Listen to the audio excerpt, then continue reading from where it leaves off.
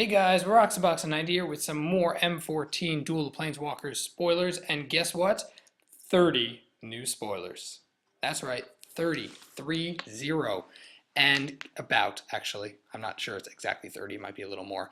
But basically, I skimmed through them. There are a lot, so I'm going to try to go through them all. I only looked at them once, and there's a lot of good stuff for sure.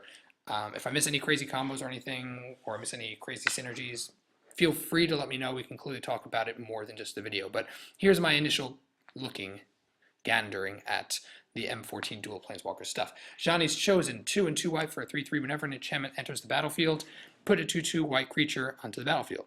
All right, enchantment's pretty cool. If the enchantment is an aura, you may attach it to the token. So that's actually a very, very solid limited card, especially if there are enchantments.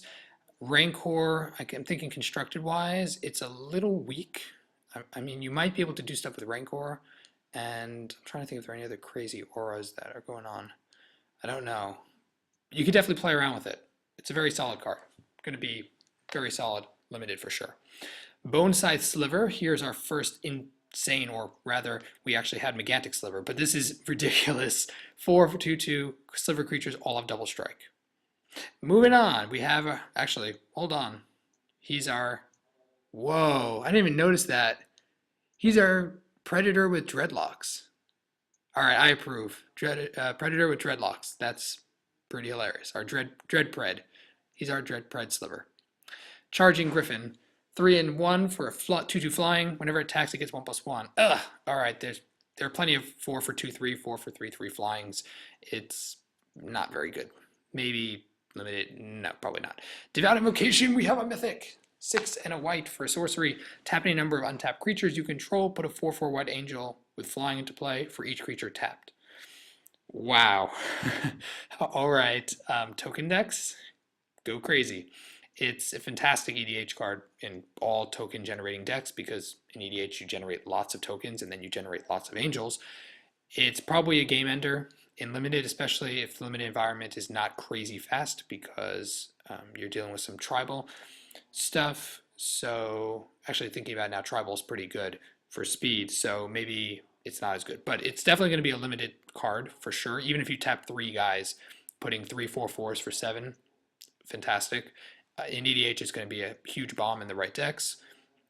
Don't quite seeing it making constructed. Maybe some of the constructed token or mono white, soldier stuff, human decks, maybe.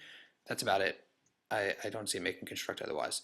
Cool Mythic, Hive Stirrings, 2 and a white, put 2 1/1 colorless slivers. So that's actually like the Mer card from Mirrodin Besiege, I think it was, 3/2 Mers, and this is for slivers, except it's better because slivers were better than Mers, and are probably still going to be better than Mers.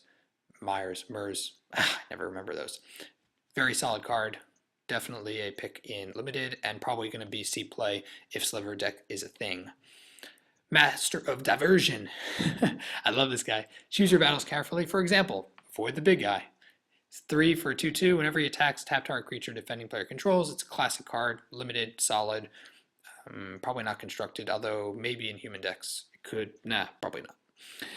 Seraph of the Sword, 3 and a white for a 3/3 flying, prevent all combat damage dealt to it. So that's going to be a limited bomb.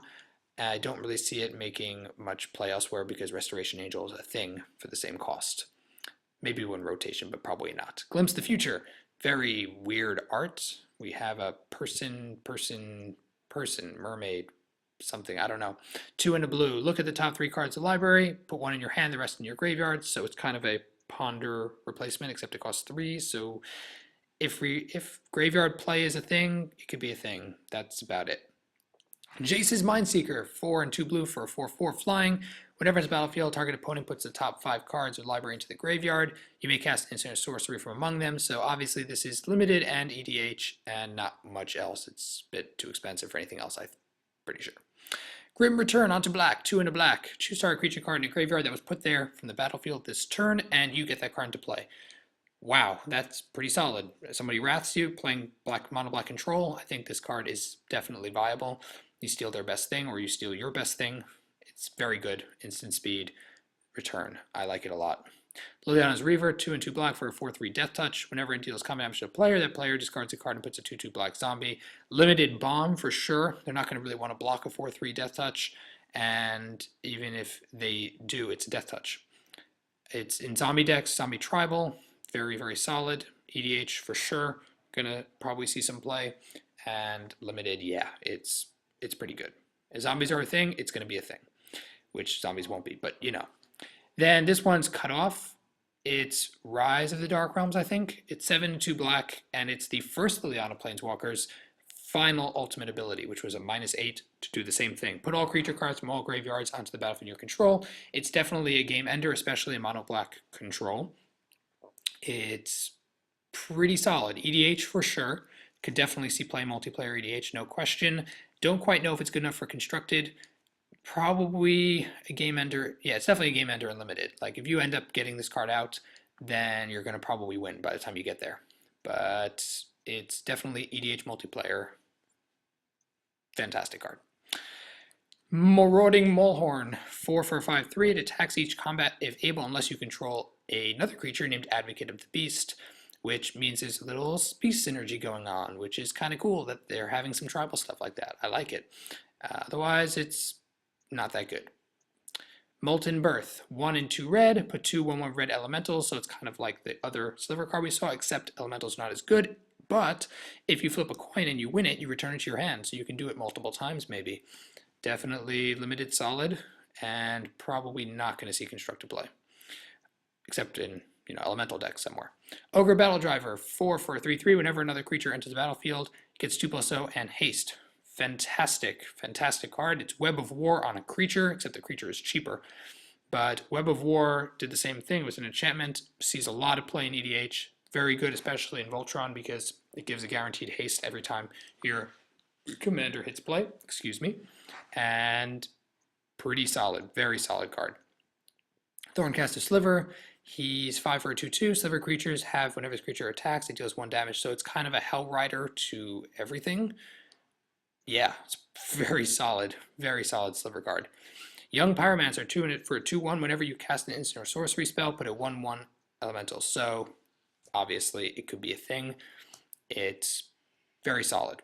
Don't quite know where it would fit, but it's a human, and it allows you to mess around with instant or sorceries to get 2s. It's fine.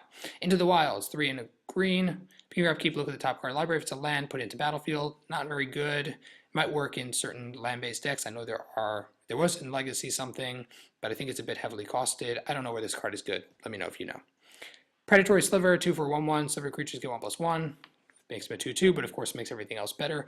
Slivers are definitely a thing. I'm seeing slivers being really good so far in Naya colors. I really hope they don't leave out the other colors in favor of Naya, but hopefully not.